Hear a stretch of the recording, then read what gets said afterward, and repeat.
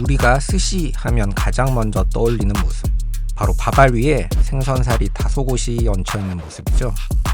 그런데 이런 형태의 스시가 도쿄에서 완성된 방식이라는 것 알고 계셨나요? 오늘은 도쿄를 여행하며 도쿄의 스시, 에도마의 스시가 무엇인지, 어째서 도쿄의 스시가 세계적인 스시의 표본이 되었는지, 도쿄의 스시는 다른 곳과 무엇이 다른지 탐구해 보도록 하겠습니다.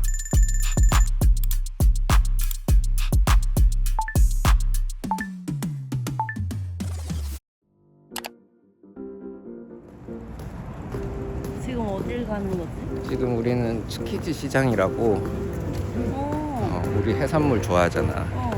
가서 해산물 초밥을 먹는 거지. 도쿄 하면은 제일 유명한 음식이 초밥이거든. 스시야. 일본 옛날 에도 시대부터 도쿄를 상징하는 세 음식은 초밥, 스시, 덴뿌라, 그 다음에 소바라고 할 수 있어. 그 중에서도 지금 제일 고급화되고 일본을 상징하는 음식이 된 게 스시지. 엄청 비쌀 것 같아. 여기는 선택권이 다양해. 아예 싼 거부터 완전 비싼 것까지. 도쿄에서는 어디서든 스시를 먹을 수 있습니다. 긴자의 고급 스시야부터 동네 회전 초밥집까지 선택지는 끝이 없죠. 여기는 츠키지 시장입니다. 한때 동양 최대 규모의 어시장이었던 곳이고, 지금은 그 도매시장 같은 경우는 옆에 이제 토요스라는 곳으로 이전을 했는데, 그래도 아직 소매시장이랑 그 식당들은 한 절반 이상은 남아 있어요. 도쿄 오면은 또 필수로 한 번씩 사람들 방문하는 곳입니다. 여전히 합리적인 가격의 해산물이나 이런 거 먹을 수 있어서 일단 한 바퀴 돌아보고, 여기는 오늘 목표인 스시를 먹을 겁니다. 저희는 츠키지를 찾았습니다. 오랜 세월 도쿄의 부엌이라 불리며 일본 전역의 최고급 해산물이 모여들던 곳이죠. 사람이 엄청 많네. 일요일이라 좀 적을 줄 알았는데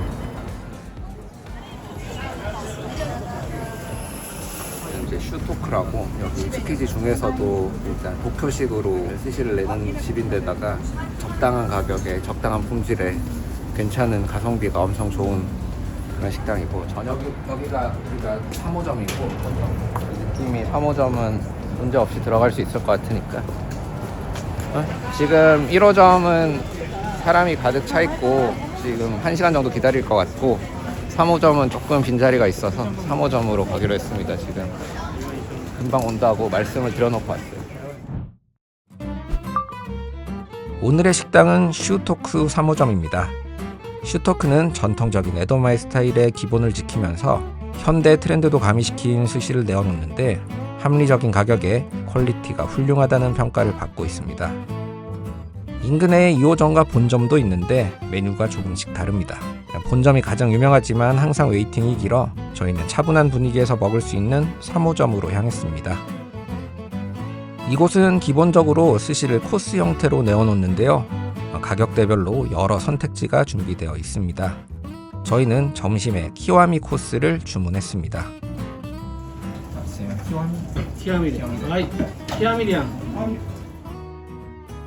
본격적인 코스에 들어가기 앞서 초생강과 계란말이, 교쿠가 세팅됩니다. 직접 다 한 거 같지, 여기는?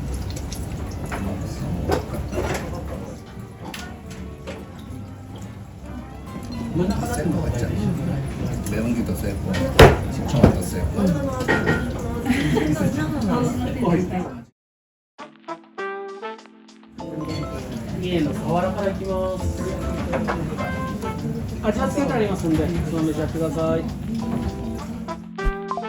첫 번째 피스는 삼치, 사와라입니다.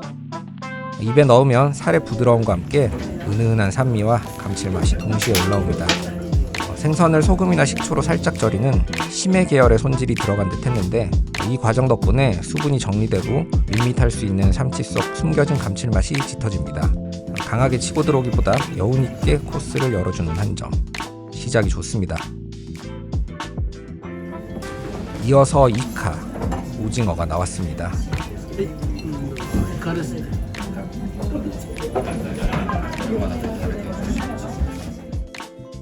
표면에 촘촘하게 칼집을 넣고 소금을 올려주셨는데요, 오징어가 질기면 밥알과 따로 겉돌아 버리는데 이렇게 칼질을 넣으면 조직이 끊기면서 씹는 힘은 줄고 표면적도 넓어져 단맛도 더 잘 느껴집니다.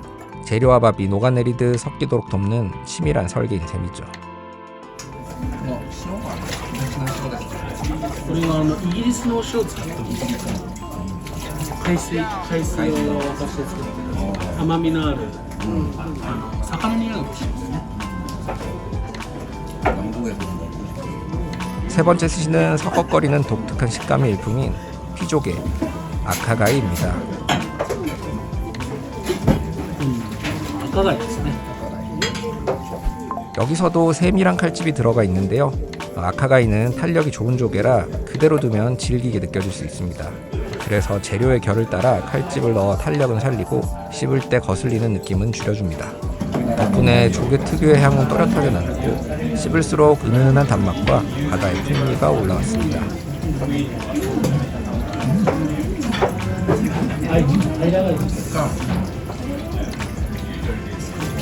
잘게 안 썰었으면 질겼을 것 같아. 지금 이런 거 다 싹.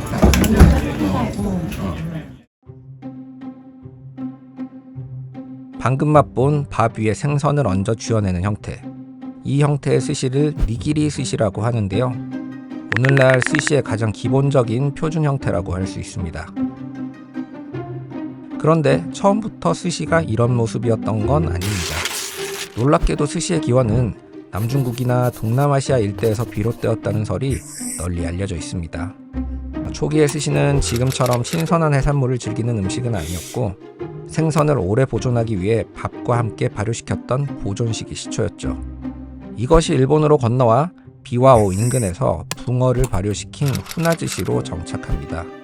이때까지 밥은 지금처럼 함께 먹는 주인공이라기보다 생선을 발효시키기 위한 재료에 가까웠습니다. 시간이 흐르며 사람들은 발효를 기다리는 대신 식초를 사용하기 시작했습니다. 그리고 간사이 지방을 중심으로 밥과 생선을 틀에 눌러 모양을 잡는 하쿠즈시, 생선을 길게 얹어 눌러낸 봉초밥 등이 등장합니다. 이때부터 밥과 생선을 함께 먹기 시작했죠. 미리 만들어 둘 수 있어 운반과 보관이 편리하고 잘라서 나누어 먹기 좋았지만 틀에 누른 뒤 형태가 잡힐 때까지 기다려야 했기에 완성까지는 상당한 인내가 요구되는 느린 음식이었습니다. 이 간사이식 스시가 도쿄의 옛 이름 에도로 넘어오며 극적인 변화를 맞이하는데요. 당시 에도는 인구가 빠르게 늘고 노동자들이 넘쳐나는 성장하는 도시였고 빠르게 만들어 바로 먹을 수 있는 음식이 필요했죠. 그래서 손으로 밥을 쥐고 재료를 곧바로 얹어내는 니기리 스시가 인기를 얻었습니다. 당시에는 포장마차나 가게 앞에서 서서 먹는 간단한 음식에 가까웠고 지금보다 크기도 훨씬 컸다고 합니다. 이때 에도 앞바다, 즉 지금의 도쿄만에서 잡힌 신선한 해산물을 사용했다고 해서 에도마이 스시라는 이름이 붙게 되었죠. 근대화 이후 위생법이 강화되면서 길거리 포장마차에서 팔던 스시는 실내 점포로 이동하고 냉장 기술과 유통의 발달과 맞물려 점차 더 좋은 해산물을 품기 시작했죠. 여기에 재료의 잠재력을 끌어올리는 장인의 집요한 기술력이 더해지며 빠른 도시 음식이었던 스시는 정교한 하이엔드 음식으로 발전했습니다. 今度は大トロ。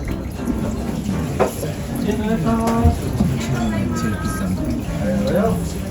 기름기도 제일 맛있는 거. 네 번째 피스는 참다랑어 대뱃살, 혼막으로 오토로입니다. 앞선 재료들이 산뜻하고 섬세한 방향이었다면 여기서부터는 맛의 무게가 확 달라집니다. 오토로는 현대 에도마이 스시의 화려함을 상징하는 주인공이라고 할 수 있는데요. 참치 뱃살 중에서도 지방이 가장 많은 부위라 입에 닿는 순간부터 부드럽게 풀리며 진한 감칠맛을 냅니다. 우리나라는 기본 참치가 99%야. 일본은 생참치를 먹을 수 없어. 나중에 한 1-2년 있다가 계획하고 있는 일본 최고의 참치 마을로 참치를 먹으러 가야 돼. 저희 홋카이도에 있는 후다테라는 곳이 있어요. 거기서 배를 타고 3시간 정도 제일 꼭대기에 있는 오마라는 동네가 있어요. 거기다 일본 참치를 제일 최고의 참치를 먹을 수 있어요.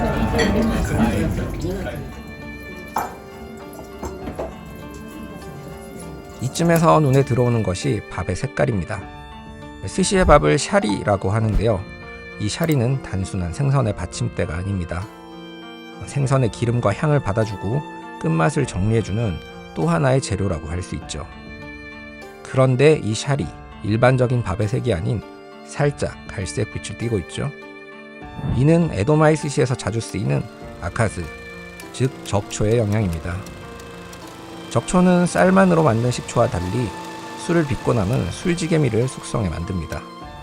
그래서 색은 조금 더 깊고 맛은 산미만 튀기보다 감칠맛과 단맛이 함께 느껴지죠. 적초 특유의 풍미는 강한 맛을 가진 생선들과도 잘 어울렸고 무엇보다 예전 에도에서는 쌀이 귀했기 때문에 이 적초가 일반 쌀 식초보다 훨씬 저렴했습니다. 길거리에서 팔던 서민의 간편식에 이 값싸고 감칠맛 짙은 적초의 사용은 어쩌면 필연적이었다고 할 수 있겠습니다. 今度はブリ。何のつけですか？そうそう、軽く漬けてあります。 살짝 절인感じ。日本に住んでる。 예, 한국 가고 맛있다. あ、そうなんですか。日本語ペラペラじゃないですか。 勉強しました。 다섯 번째 피스는 간장에 절여낸 방어, 부리즈케입니다. 간장 계열의 양념에 짧게 재워 표면을 정리하면 수분은 빠져나가고 살은 단단해지며 겉돌던 기름기는 간장과 섞여 깊은 감칠맛으로 응축됩니다. 방어는 지방이 많고 특유의 향이 함께 있는 재료라 간장에 재워 맛을 누르는 게 아니라 퍼질 수 있는 향과 기름의 방향을 잡아주는 것이라고 할 수 있죠. 대박이다, 유자야. 생각한 것만큼 엄청 기름지지 않아. 살짝 절여서 그런지. 그러니까 방어 생각하면 진짜 기름덩어리 같은 느낌인데. 다음은 보리새우, 구루마에비입니다. 남성에게는 새우 한 마리를 통째로, 여성분께는 먹기 좋게 새우를 반으로 잘라주시네요. 今度車エビ。 새우는 날것으로도 먹을 수 있지만 에도마이 스시에서는 삶아내는 방식, 유데루가 자주 쓰입니다. 새우는 열을 가하면 단맛이 또렷해지고 식감 역시 훨씬 탄력있게 변하기 때문이죠. 여기에 겉면을 토치로 가볍게 굴려 수분을 한 번 더 정리하고 갑각류 특유의 고소한 향을 더했습니다. 입맛도 좋다.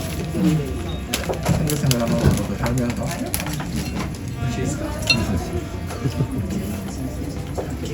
그것도 약간 깐지. そうですね。甘いですよね。本マグロ赤身の漬けですね。 일곱 번째는 참다랑어 아카미즈케, 겨자도 살짝 올려주셨습니다. 이거는 참치 빨간 살의 그 간장살인데 이게 도쿄식 스시의 상징과도 같은 거야. 아카미는 참치의 붉은 살 부위인데요. 지방이 적고 철분이 많아 그냥 먹으면 비린내가 나거나 튀는 산미가 느껴질 수 있습니다. 이를 잡기 위해 간장에 재워 수분감을 정리하고 비릿함은 덮고 산미도 잡아주는 거죠. 동시에 살코기가 쫀득해지는 식감의 변화까지 이끌어냅니다. 그래서 아카미즈케를 식재료의 단점을 지우고 매력만을 남기는 에도마이 스시 기술의 정수라고 부릅니다.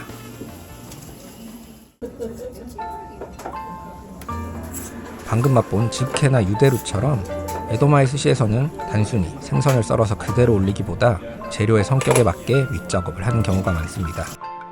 이를 가리켜 장인의 시고토, 즉 일이라고 부르는데요. 대표적인 방식으로는 식초와 소금으로 생선을 절이는 시메, 간장에 재워 맛을 배게 하는 즈케, 조개나 붕장어처럼 끓이거나 졸여서 완성하는 니르, 새우처럼 삶아내는 유데르가 있습니다. 여기에 재료의 수분을 조절하고 감칠맛을 끌어내기 위한 숙성도 더해집니다. 앞서 먹은 사와라, 부리, 구루마에비, 아카미 역시 모두 이런 시고토의 흐름 안에서 이해할 수 있습니다.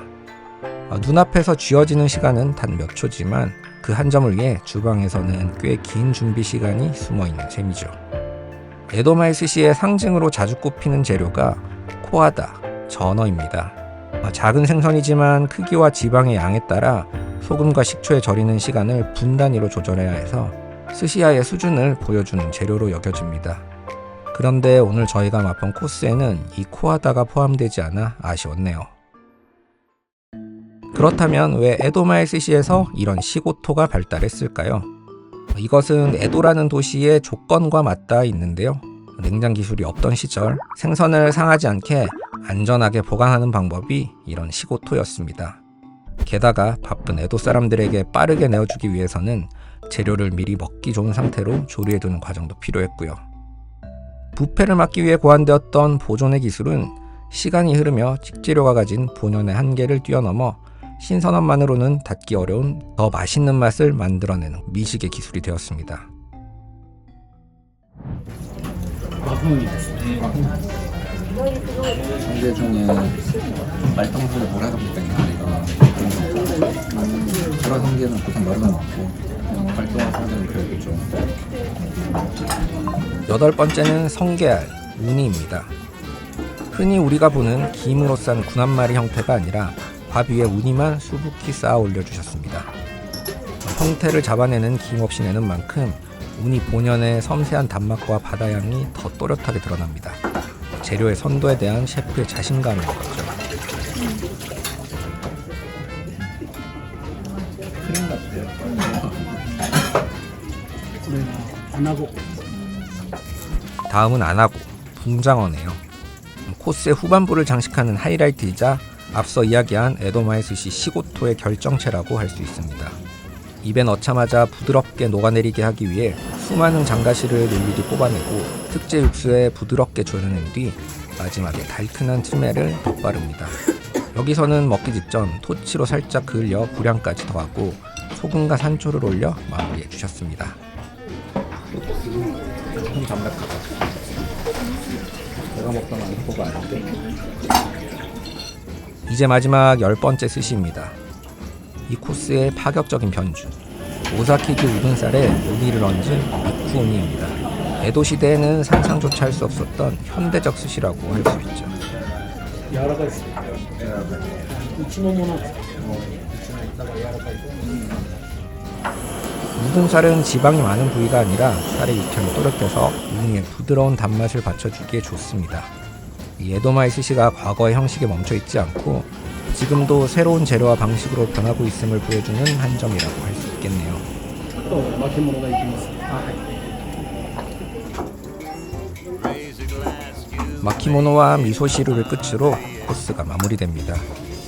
마키모노에는 참치 속살과 연어알이 들어가 한 점씩 이어지던 코스에 마지막 포만감을 더해주고 익숙한 김의 고소한 향으로 입안을 깔끔하게 정리해줍니다. 그리고 따뜻한 미소시루는 입안에 남은 기름기와 산미를 부드럽게 씻어줍니다. 오늘은 도쿄를 여행하며 에도마의 스시를 맛봤습니다. 어떠셨나요? 여러분이 가장 맛보고 싶은 한 점은 어떤 스시인가요? 다음은 또 어느 도시로 어떤 맛있는 음식을 먹으러 떠날지 저희는 다음 영상에서 더 좋은 모습으로 찾아뵙겠습니다. 시청해주셔서 감사합니다. 또 만나요.